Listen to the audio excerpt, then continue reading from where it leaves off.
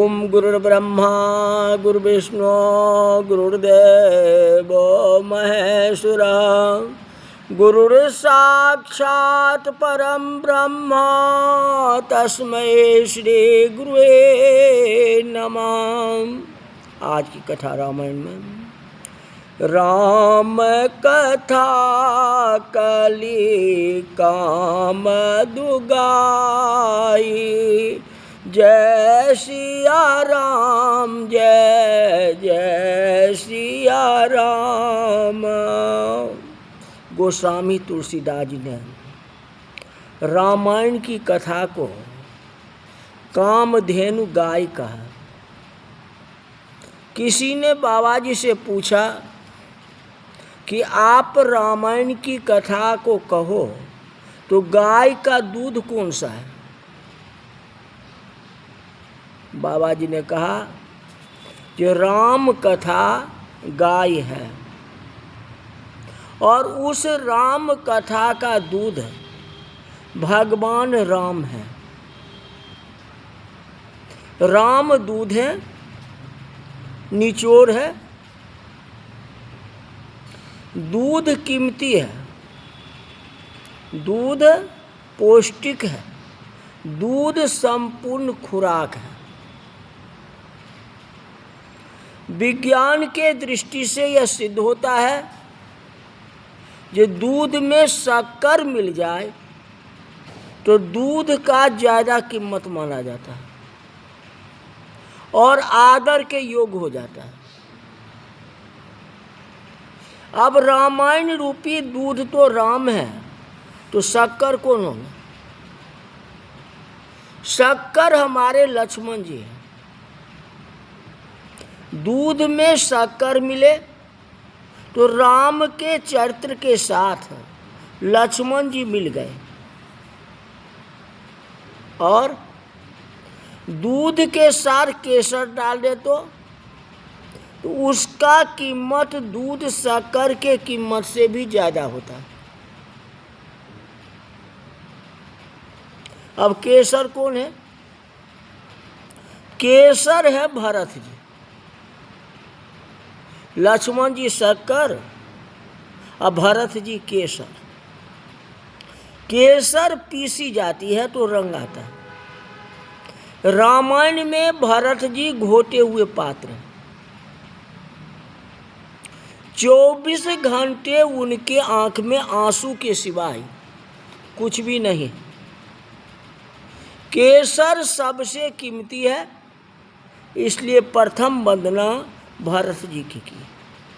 वंदो प्रथम भरत जी के चरणा, जासु नेम व्रत जाए न बरना। रिपुशोदन पद कमल नमामि, शूर सुशील भरत अनुगामी। राम वनवास को देखने वाले अयोध्या के समाज ने देखा कि भरत ने पादुका गद्दी पर रख दी और स्वयं नंदीग्राम में चले गए। अयोध्या की जनता सावधानी पूर्वक कहते हैं कि दो देश समूझी कहीं सब लोगो, सब विधि भरत सराहन जोगु।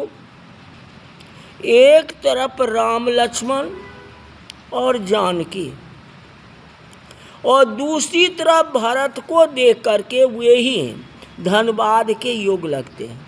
सारे फीके हैं, लेकिन सब विधि भरत सराहन जोगु, सब विधि भरत सराहन जोगु।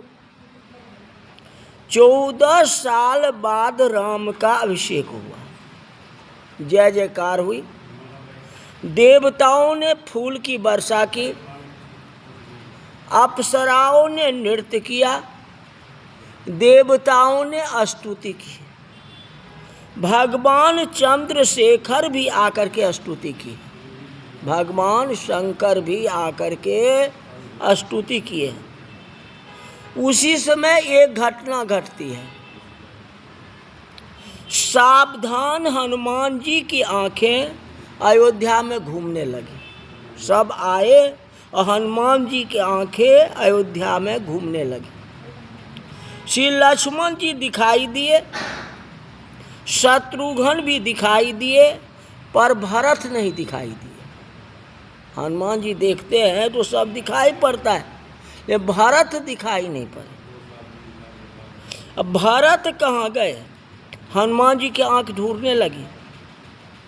जिसके बिना राम पंचायत नहीं हो सकती है।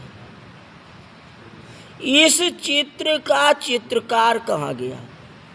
भरत न हो तो राम राज नहीं हो सकता। यह पंचायत जिसकी आभारी है वह भरत जी दिखाई नहीं दिए।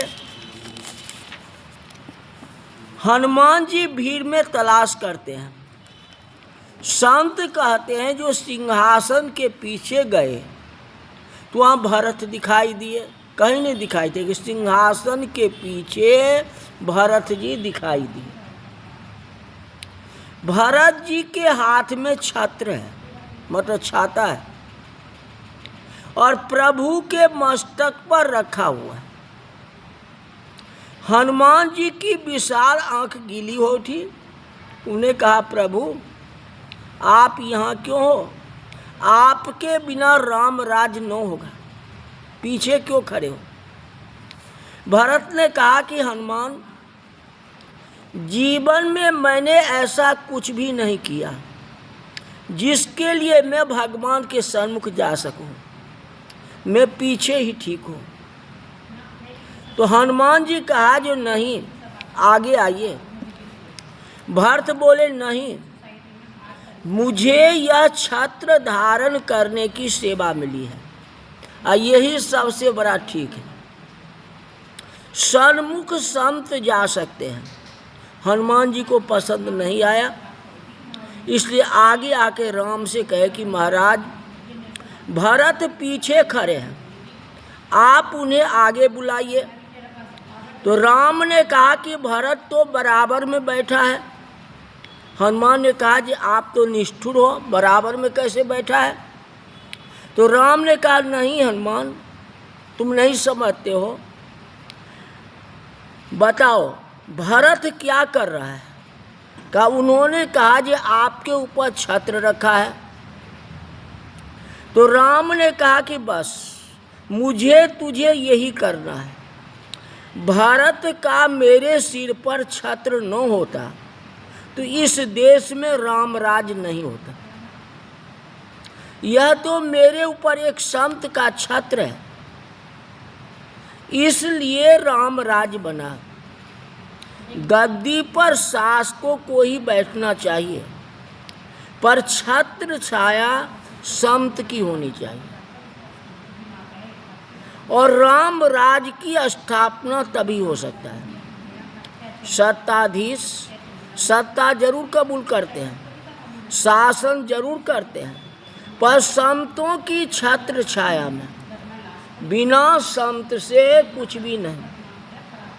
ऐसे संत हमारे भरत जी महाराज हैं।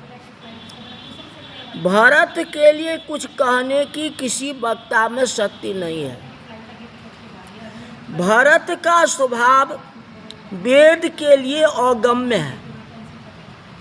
जैसे ब्रह्मा का स्वभाव वेद के लिए अगम्य है, वैसे ही संतों का स्वभाव भी वेद के लिए अगम्य है। कौन भरत जी का वर्णन कर सकता है? सब विधि भरत सराहन जोग। ईश्वर सब कुछ कर सकता है, ऐसी हमारे शास्त्र की सूचना है। कोई व्यक्ति राम का खूब भजन करे और उसे राम का साक्षात्कार हो राम प्रसन्न होके कहे मांगो, तुमको क्या मांगोगे, मैं क्या दूं। कहते भगवान सर्वशक्तिमान है, वह सब कुछ दे सकते हैं, परंतु आप एक वस्तु मांगो तो वे नहीं दे सकते। आप कहो कि आप व्यास गद्दी पर बैठ करके भरत चरित्र की कथा कहो तो भगवान इनकार कर देंगे। भगवान भरत की चरित्र नहीं कह सकते हैं, सब चरित्र कह देंगे, भारत का चरित्र नहीं कह। भारत को कौन वर्णन कर सकता है। विश्व भरन पोषण कर जोई, विश्व भरन पोषण कर जोई, ताकर नाम भरत अस होई, ताकर नाम भरत अस होई। भरत चरित्र को कौन वर्णन कर सकता है। तुलसीदास जी कहते हैं जो रामचरित्र को तो समझ सकता हूं, परंतु भरत चरित्र को कहने में असमर्थ हूं। कौन सा वक्ता भरत चरित्र का वर्णन, जब भगवान राम नहीं कर सकते हैं तो और कौन कर सकता है। भरत के कितने बड़ा महत्व है। गोस्वामी तुलसीदास जी प्रथम वंदना भरत जी के, बंदो प्रथम भरत जी के चरणा, जासु नेम व्रत जाय न वरना। दूसरी वंदना लक्ष्मण जी के चरणों में करते हैं, दूसरी वंदना लक्ष्मण जी के चरणों में। तुलसीदास जी ने रामचरितमानस में लक्ष्मण जी को खूब सम्मान किया। भरत की वंदना में 2 चौपाई लिखी, लेकिन लक्ष्मण में जो है 4 चौपाई लिखा गया। भरत जी के वंदना में 2 चौपाई और लक्ष्मण जी में 4। सुनो, बंदो लक्ष्मण पद जल जाता, शीतल सुभग भगत सुखदाता, रघुपति कीरति विमल पताका, दंड समान भय उजस जाका, शेष सहस्र शीस जग कारण, जो अवतारे वो भूमि भैटारन, सदा जो सानु कुल रहमो पर, कृपा सिंधु सौमित्र गुणाकर।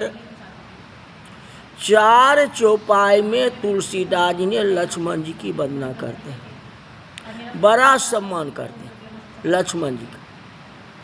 गोस्वामी जी कहते हैं जो लक्ष्मण के शीतल सुंदर और सुखदायक चरणों को मैं वंदना करता हूँ। बंदो लक्ष्मण पद जल जाता, शीतल सुभग भगत सुखदाता। जो 14 साल वन में खुले पांव धूल में फिरे, क्या उनके चरण सुंदर हो सकते हैं, बतलाइए। जो 14 साल धूप में घूमे, तुलसीदास जी उनके चरणों को सुंदर बताते हैं। लक्ष्मण जी 14 साल जंगल में घूमे, परंतु राम के पीछे घूमे। जो राम के पीछे चलेगा तो उसके चरण सुंदर नहीं होंगे तो किसका होगा, बताइए ये बात। तो राम के पीछे चलने वाले मेरे लक्ष्मण जी, आगे राम लखन पुनि पाछे, तापस बेस विराजत काछे, उभय बीच सिरि सोहहि कैसी, ब्रह्म जीव बीच माया जैसी। तो लक्ष्मण जी के पैर चरण सुंदर नहीं होंगे तो किसका सुंदर होंगे। अब इसका विस्तार जो है कल की कथा हम बताएंगे। आज की कथा यही तक रही। बोल जा रामचंद्र भगवान की जय।